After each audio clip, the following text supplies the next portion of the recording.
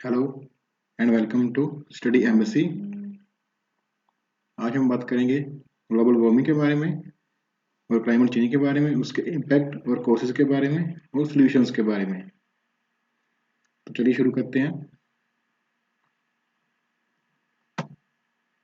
सो जैसा कि आप इस पिक्चर में देख सकते हैं कि ग्लोबल वार्मिंग आने वाले समय में कितनी तबाही ला सकती है। आप इस पिक्चर से अंदाजा लगा सकते हैं कि ग्लोबल वार्मिंग है क्या और इसके क्या इम्पैक्ट हो सकते हैं। सो पहले जानेंगे क्या ग्लोबल वार्मिंग है क्या।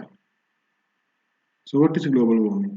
Global warming is a gradual increase in the Earth's temperature, generally due to the greenhouse effect caused by increased levels of carbon dioxide, chlorofluorocarbons, and other pollutants. So जो अर्थ के एटमॉस्फेयर में जो harmful gases जब increase होती हैं, जैसे कि carbon dioxide होगी, क्लोरोफ्लोरोकार्बन्स होगी और भी बहुत पोल्यूटेंट्स और गैसेस, जब ये अर्थ के एटमॉस्फेयर में जमा होती हैं तो ये सन की रेस और सन की हीट को अर्थ में या एटमॉस्फेयर में जमा करने लगती हैं, या मतलब अब्जॉर्ब करने लगती हैं, जिससे अर्थ का टेम्परेचर ओवरऑल इंक्रीज होता है, जिससे ग्लोबल वार्मिंग और क्लाइमेट चेंज जैसी समस्या आती है। So effects of global warming: rising temperature, threats to the ecosystem, climate change, spread of diseases, high mortality rates, loss of natural habitat, increase in water level of oceans which results in tsunami.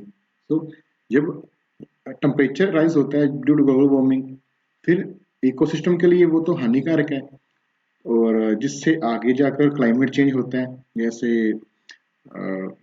Rainfall का pattern change हो जाता है। और जब climate change होता है तो काफ़ी ज़्यादा इफेक्ट होता है एटमॉस्फेयर पर और हमारे इकोसिस्टम पर, जिससे नई नई तरह के बैक्टीरिया और वायरसेस बनते हैं और जिससे डिसीजेस आती हैं। And high mortality rates, diseases आएंगी तो फिर हाई मोर्टेलिटी रेट होगा, natural habitat, loss of natural habitat, and increase in water level of oceans. Oceans का वाटर लेवल हाई राइज हो जाता है जब ग्लेशियर्स और आइस कैप्स मेल्ट होते हैं, और सी के अंदर जब उसका पानी मेल्ट होकर जाता है तो वाटर लेवल तो ऑटोमेटिकली राइज होगा। सो जब टेम्परेचर राइज होता है तो फिर वाइल्ड लाइफ और उनके हैबिटेट को अफेक्ट तो होगा, और as a change, as temperature change, many species are on the move. कई स्पीसीज माइग्रेट कर रही हैं एक एरिया से दूसरे एरिया में due to temperature or change of temperature. And precipitation is also increasing in some areas, and in some areas there are no signs of precipitation. So ये बिल्कुल पैटर्न चेंज कर दिया है रेनफॉल का। And sea levels are expected to rise between 10 and 32 inches or higher by the end of century. इस इस century के and में 10 to 32 inches sea level rise होगा, ये अनुमान है साइंटिस्ट का। And less fresh water will be available since glaciers store about 3/4 of world's fresh water. जब आइस कैप मेल्ट होंगे तो फ्रेश वाटर जो उनमें होगा तो वो सी में चला जाएगा ना, मेल्ट होके, तो फिर ओवरऑल अर्थ का 3/4 ऑफ फ्रेश वाटर वो भी कंटेमिनेट हो जाएगा through sea water. And causes of global warming: there are two types of causes of global warming: man-made and natural. So first we will talk about the man-made causes. Deforestation is the major cause of global warming.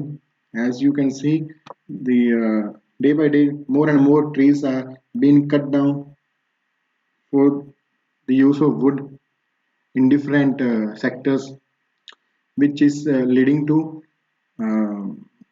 loss of oxygen in atmosphere, and abundance of harmful gases, जिससे overall temperature तो rise होगा अर्थ का, और harmful gases होंगी तो फिर sunlight को carbon dioxide आपको पता है भाई ट्रैप करती है सनलाइट को, जिससे ओवरऑल टेम्परेचर इंक्रीज हो जाता है पूरे एरिया का या पूरे एटमॉस्फेयर का।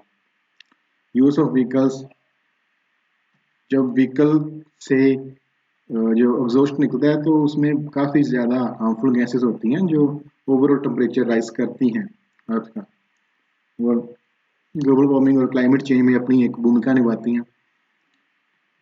जो फॉसिल फ्यूल्स बर्न होते हैं एंड क्लोरोफ्लोरोकार्बन्स जैसे कि जो रेफ्रिजरेटर्स में और एयर कंडीशनर्स में यूज़ होते हैं वो भी अर्थ का टेम्परेचर बढ़ाने में मदद करते हैं, और जिससे ग्लोबल वार्मिंग होती है। इंडस्ट्रियल डेवलपमेंट से चाहे कोई भी इंडस्ट्री हो उसमें फिर प्यूटेंट्स तो बनेंगे, तो वो भी एक तरह से जब हार्मफुल गैसेस रिलीज होती हैं तो ग्लोबल वार्मिंग कारण बनती हैं, और एग्रीकल्चर में जब पेस्टिसाइड्स एंड इंसेक्टिसाइड्स इस्तेमाल होते हैं तो वो भी क्लाइमेट चेंज में कुछ हद तक अपनी भूमिका निभाते हैं। और ओवर पॉपुलेशन तो एक मेजर कोज कारण है।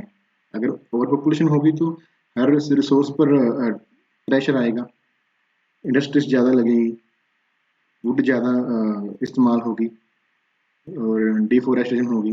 सो these are the man-made causes of global warming. And now we will talk about the natural causes.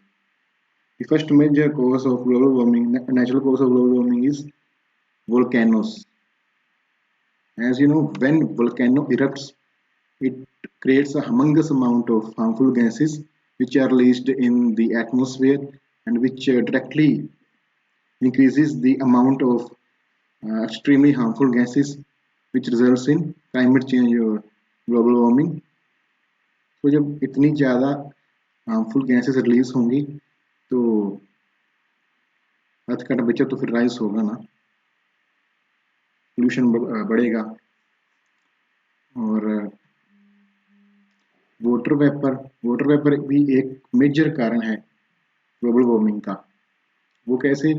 वो ऐसे कि जब वाटर वेपर बनता है, चाहे वो इंडस्ट्रियल यूज में बन रहा हो या घर पर जो बेसिक काम करते हैं लोग, जैसे पानी उबालना या जो कुक करते हैं घर में, तो उससे वाटर वेपर जब बनेगा तो उससे एटमॉस्फेयर का ओवरऑल टेम्परेचर इंक्रीज होगा।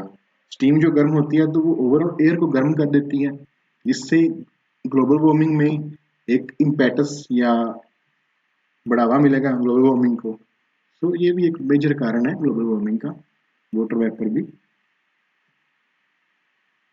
And melting permafrost, as you know, ice caps और सोइल, जो फ्रोजन सोइल और आइस कैप्स या ग्लेशियर्स मेल्ट होते हैं तो उनमें से काफ़ी ज़्यादा हार्मफुल जो ट्रैप्ड गैसेस होती हैं वो रिलीज होती हैं एटमॉस्फेयर में, जिससे ओवरऑल एटमॉस्फेयर में हार्मफुल गैसेस का कंटेंट बढ़ता जाता है, तो वो भी ग्लोबल वार्मिंग में अपना भूमिका निभाती हैं। And forest blazes, as you know, जब फॉरेस्ट बर्न होते हैं तो काफ़ी ज़्यादा मात्रा में गैसेस रिलीज होती हैं, हार्मफुल पोल्यूटेंट्स बनते हैं, एशिस बनती हैं। एंड फॉरेस्ट बर्निंग की हीट से काफ़ी ज़्यादा नेचुरल इन्वायरमेंट को नुकसान होता है और नेचुरल हैबिटेट को नुकसान होता है और एनिमल्स को नुकसान होता है, और ओवरऑल अर्थ का टेम्परेचर भी इंक्रीज होता है जब ऐसी ज़्यादा हार्मफुल गैसेस रिलीज होती हैं। तो these are the major natural causes of global warming and climate change. So now we will talk about the solutions of global warming. So solutions of global warming. Planting more trees is the major solution of global warming. So I request all of you to plant more and more trees as much as you can. And second solution of global warming is creating more sustainable transport habits.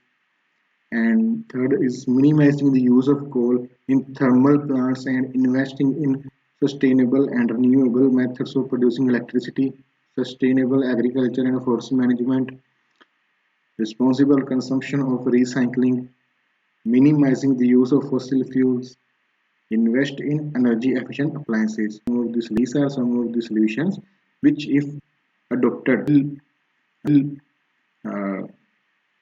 prevent the effect of global warming and climate change and will uh, stop the spreading of global warming and will slow down the process of global warming.